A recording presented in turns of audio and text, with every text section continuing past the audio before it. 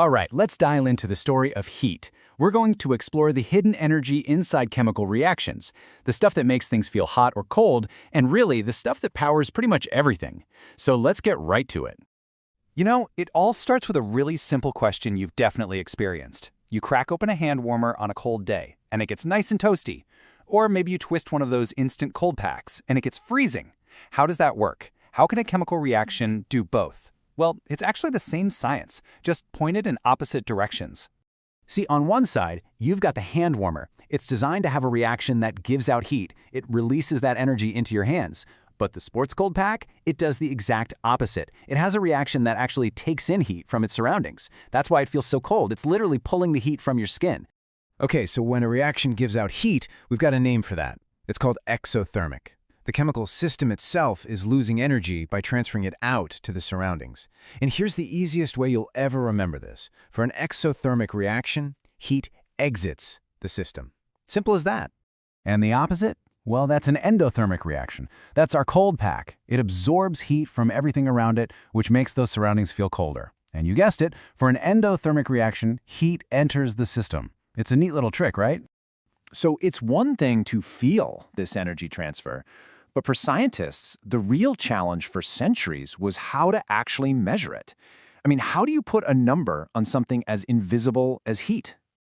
The story of how we first figured this out is just fantastic. Long before we had any kind of digital thermometer, scientists had to get seriously creative. And their solution? It involves something we all know very, very well: ice.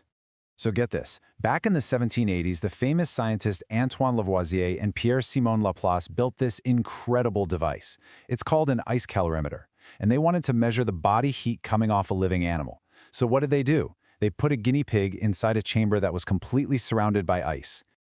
The idea here was actually brilliant in its simplicity.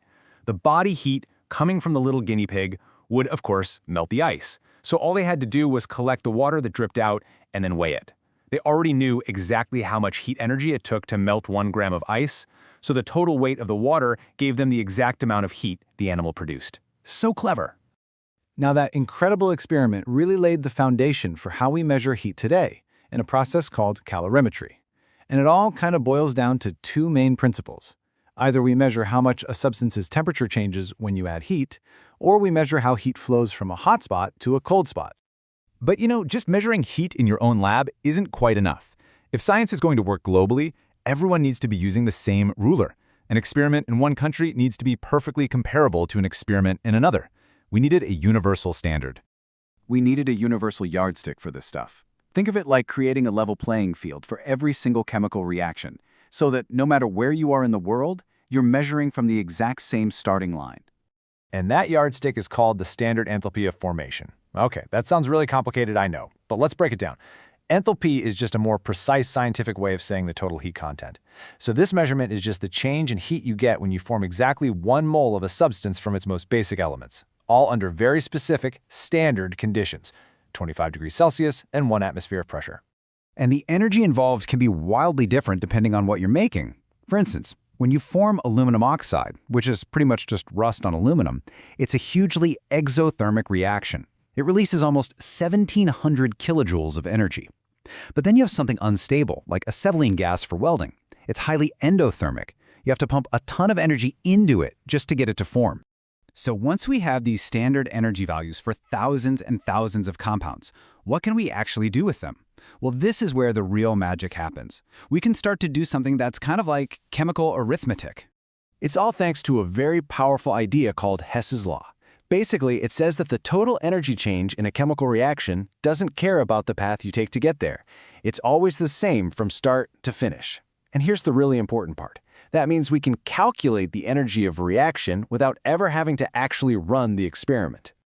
My favorite way to think about this is with Legos. Seriously, if you know the energy cost of a few basic Lego brick reactions, you can figure out the energy of a giant, complex new structure just by adding up the values of the bricks you use to build it. Let me show you what I mean. Okay, so here's a classic example. Let's say our goal is to figure out the energy for this top reaction, our target, but we don't know it. What we do have are the known energy values for these 3 other reactions below it. These are our Lego bricks. The puzzle is, how do we combine these 3 to build our target reaction? Well, by strategically combining them, sometimes you have to flip a reaction around, which just flips the sign of its energy value, you can get all the stuff you don't need to cancel out on both sides of the equation. And what you're left with is your exact target reaction. So you just add up the energy values of your bricks, and boom, you have your answer. Negative 2058 kilojoules per mole. We just figured out the heat of a reaction without lighting a single match. Now this power, this ability to calculate and predict energy, it's not a small thing. It is the result of a massive, incredible scientific effort that has spanned generations. And when I say massive, I mean it. Right now, the U.S. National Institute of Standards and Technology has a database with detailed heat data for over 7,000 different compounds. Think about all the work that went into measuring every single one of those. That's the real story here, from that patient guinea pig in a bucket of ice all the way to modern labs, and using the beautiful logic of Hess's law, scientists have built this gigantic open-source library of chemical energy. It's basically a catalog of the energy hidden in every chemical bond, and it's there for all of us to use. Which leaves us with one last, really exciting thought. We now have the blueprint for the energy of almost every chemical bond imaginable. We can predict how powerful a new rocket fuel might be, or design more efficient batteries. This knowledge isn't just an answer to an old question, it's a tool for building the future. And the only real question left is, what problems are we going to solve with it next?